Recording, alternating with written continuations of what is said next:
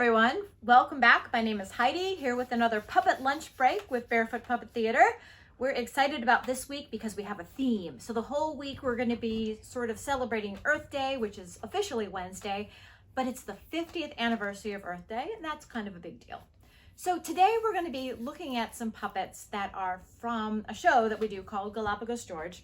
And the show has a lot of, features all animals that are down in the Galápagos Islands. And today we're going to be looking at some sea lions. So I have two of my sea lion puppets. My first one is a young sea lion. It's very bouncy. This is Pip.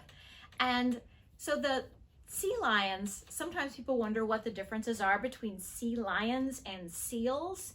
And sea lions and seals and walruses are all related. They're all kind of animal. They're pinnipeds, which means fin-footed.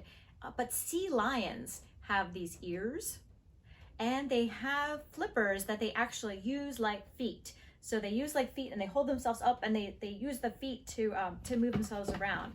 Seals do not have these exterior ears. They have internal ears that are kind of like holes in their heads, and they do have flippers, but they sort of more use their bodies to propel themselves when they're on the shore.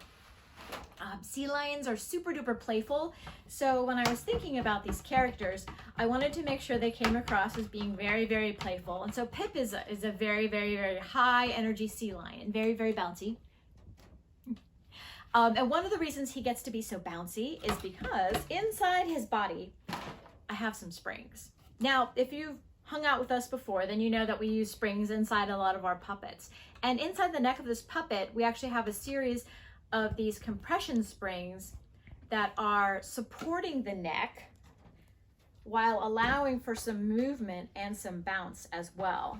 The mouth mechanism that we use, so I pull on this little trigger right here and it opens the mouth.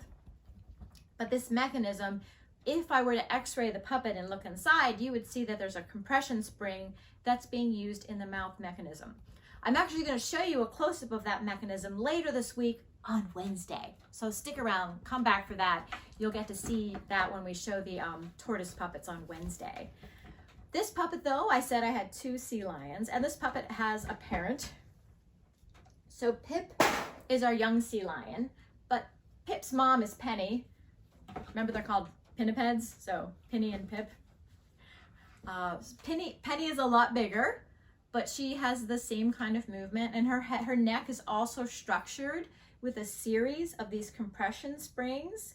And then we also have the same mouth mechanism right here with a little trigger that I pull on, and then a mouth that opens when I pull on the string. We actually use a really strong fishing line when we are building puppets that have strings that pull on a mechanism.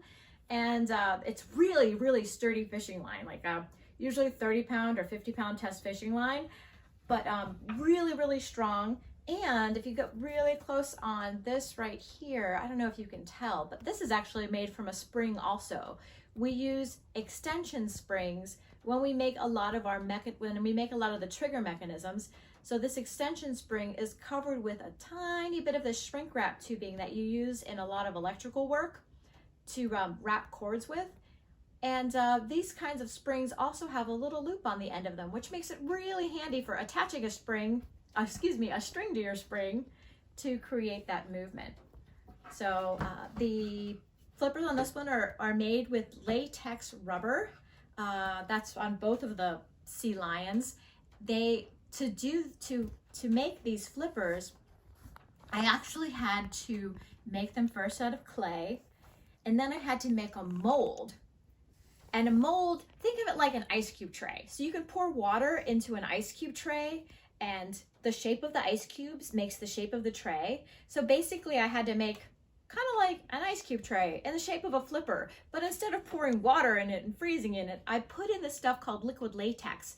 And when it dries, it ends up forming a solid rubber that's solid but still flexible. And I was able to get it to be the right color as well by adding paint to the latex when I was putting it into the mold. Other strange ingredients we use in the puppets, we have some feathers up here that we have used. We source eyes from a lot of different places. And then we have a special kind of fabric here that we could dye that is used a lot in puppet making. But tomorrow we will be back with some more puppets from this show. We'll be back with some really unusual animals. We're going to be bringing our crab puppet back because that was really fun to show a few weeks ago. And we're also going to be showing our marine iguana, which is a really neat puppet. But then on Wednesday, we will be here showing George. He is our tortoise, but he grows up during the show. So we're going to get to see George as a baby, as a toddler, as a teenager, and then as a big tortoise puppet. So I hope you will be tuning in this week for our special edition of Puppet Lunch Break, the Earth Day celebration week. And thank you for tuning in today, and we'll see you soon. Bye-bye.